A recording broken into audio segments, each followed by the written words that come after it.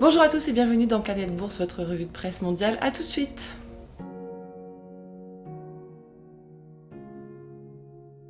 On commence avec les États-Unis. Avec 37 millions de nouveaux abonnés en 2020, Netflix passe le seuil des 200 millions et annonce des rachats d'actions. Le service de streaming précise au passage qu'il n'a plus besoin de recourir à la dette pour financer ses productions. MGM n'achètera pas Untamed, le groupe de casinos américain renonce à acquérir le spécialiste des jeux en ligne après que ce dernier a rejeté son offre de 8 milliards de livres sterling. Il renonce par la même occasion à ses projets d'expansion sur le marché américain des paris en ligne. Divergence d'évaluation et départ inattendu du directeur général d'Untamed auront fait capoter la fusion, selon le Financial Times. Office Depot rejette l'offre d'achat de 2,1 milliards de dollars de son rival Staples sur fond de risque de blocage pour des raisons antitrust. Le spécialiste américain de la papeterie se déclare toutefois prêt à négocier un autre type d'accord entre les deux sociétés. C'est la troisième fois que Staples tente d'acquérir son concurrent, mais apparemment pas la dernière. Goldman Sachs et JP Morgan Chase se placent du côté des gagnants de la pandémie.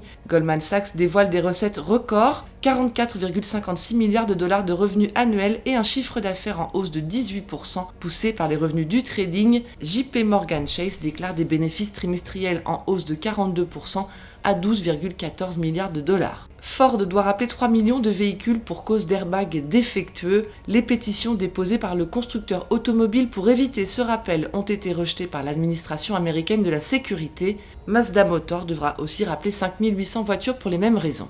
En Europe, est-ce la fin d'une ère pour le London Metal Exchange? La place boursière envisage la fermeture du mythique Red Sofa Ring, la salle de négociation des métaux depuis 1877, une mesure qui signerait la fin de la criée et du commerce de marchandises en personne en Europe. Glencore fait du tri dans ses actifs. Le spécialiste anglo-suisse des matières premières se sépare d'une unité de cuivre en difficulté qu'il détenait en Zambie et la cède à un véhicule d'investissement contrôlé par le gouvernement local pour 1,5 milliard de dollars. Le mineur se retire aussi d'un projet de nickel en Tanzanie et annonce se concentrer sur 14 opérations qui génèrent 90% de ses bénéfices. Cas d'école pour les investisseurs, QuantumScape a déçu les marchés et la réaction est immédiate. Alors que le fabricant de batteries touchait 50 milliards de dollars de valorisation en décembre, en se targuant d'une technologie de batterie révolutionnaire, le groupe n'a présenté qu'un prototype décevant. Son titre a chuté de 60% moins d'un mois plus tard. Moonpig va entrer en bourse le mois prochain et cherche 1,2 milliard de livres sterling de valorisation. Le spécialiste britannique des cartes de vœux et des cadeaux en ligne, largement renforcé par la pandémie, appuie sa décision sur le soutien explicite des fonds BlackRock et Dragonir. En Asie, ByteDance marche sur les plates-bandes d'Alipay. Sans crier gare, la plateforme chinoise de vidéos en ligne a dévoilé un service de paiement sur son application Douyin, l'équivalent de TikTok. Au-delà d'acheter des services supplémentaires dans l'application, ce service permet aux utilisateurs de faire des transferts de paiement alors que les autorités chinoises durcissent l'accès aux services financiers en ligne. Naver, la plus grande compagnie internet de Corée du Sud, dévoile son intention d'acquérir Wattpad, une plateforme canadienne de partage de contenu narratif. Pour 600 millions de dollars, le sud-coréen étend un peu plus sa présence hors Asie. Nikkei Asia rappelle que Wattpad compte 90 millions d'utilisateurs qui passent 23 milliards de minutes par mois sur le site et que Naver a déjà investi dans les webcomics avec Naver Webtoon.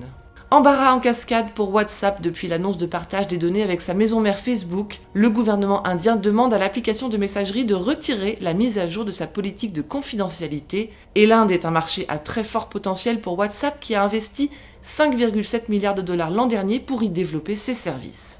eBay veut asseoir son emprise sur la Corée du Sud qui représente 13,5% du chiffre d'affaires global de la société, mais ses ambitions se heurtent à celles de Coupang, son rival local, qui envisage de racheter les activités d'eBay sur la péninsule, les détails dans Barron's. Et enfin, TDK veut une place dans le marché des véhicules électriques en pleine expansion.